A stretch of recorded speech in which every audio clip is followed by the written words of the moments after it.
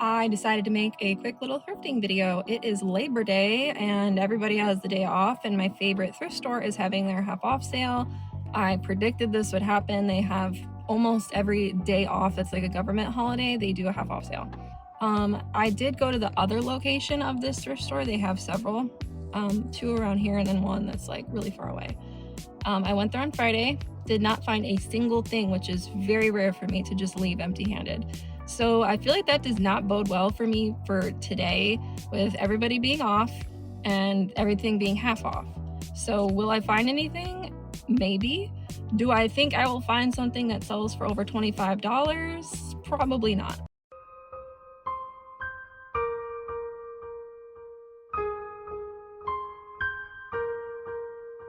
I don't know, let's go ahead and find out. Let's see if we can make some magic on this beautiful Labor Day.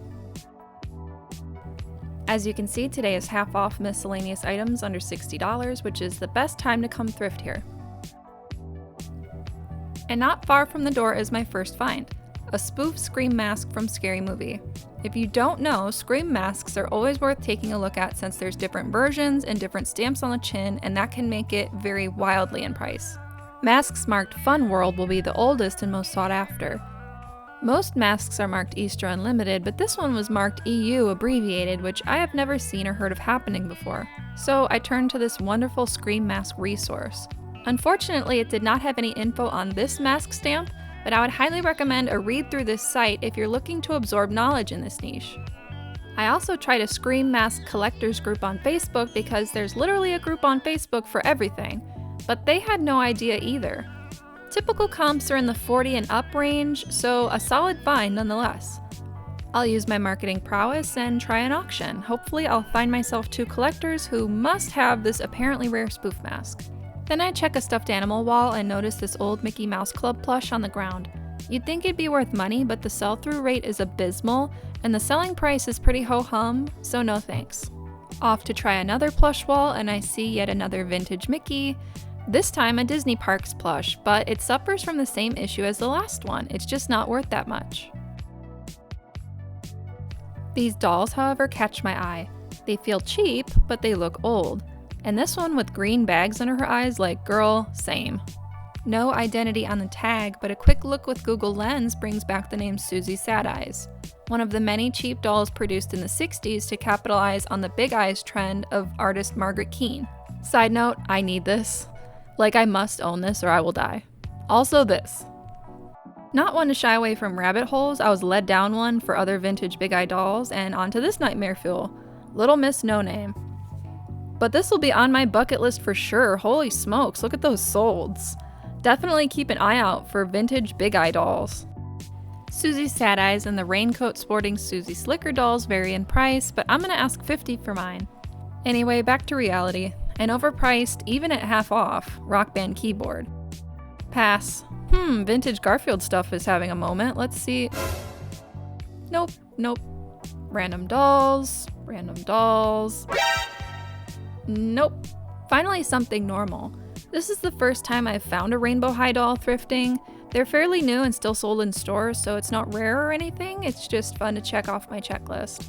I'll get it for $3 just because, and I'll try and get 20. I mentioned something on my Instagram not long ago, and it kind of tripped some people up. Twilight Turtle is not really worth that much. What you want to look for is Tranquil Turtle. It has a solid dome versus star cutouts, and it projects waves. That's just a free little bolo for you, enjoy, and there's more where that came from if you follow me on Instagram or hit the subscribe button. This will kill some resellers to watch, but I found this Kenmore canister vacuum for $10, and I just left it here.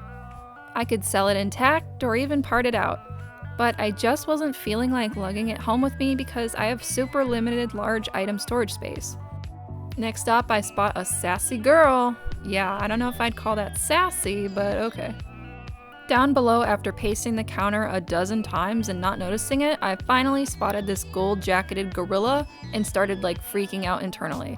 Could this be what I think it is? Yes, it's Fats Geronimo of the Rockafire Explosion. You know, the Rockafire Explosion, the robot band from Showbiz Pizza. 80s kids know what I'm talking about. While I didn't grow up with Showbiz Pizza, I'm not even sure there was one around here. I did work at Chuck E. Cheese once upon a time, so the lore is near and dear to my heart. I've been questing for at least a decade for a piece of vintage showbiz memorabilia, and I finally found one. As you can see, he's worth right about $100 shipped, which is not bad for a $12.50 buy. The doll is an ideal Misty from 1965, and I got her because she's in really good condition. Prices are all over, so it's not a huge win, but dolls are easy to store and ship, so I gravitate toward making my money that way. So in one stop, I found a Scream spoof mask, some dolls, and a Holy Grail gorilla. I estimate this stop will bring between $250 and $300 in sales, depending on what the mask sells for. I really couldn't have asked for a better Labor Day. And as I was editing, my Susie Sad Eyes sold. After shipping and fees, I'll make about $30 profit. Hey, thank you so much for watching. I really appreciate it. If you want to motivate me to make more videos, consider subscribing to this channel, leaving a like or comment under this video, or following me on Instagram. Now get out there, have fun, and I hope you find something good.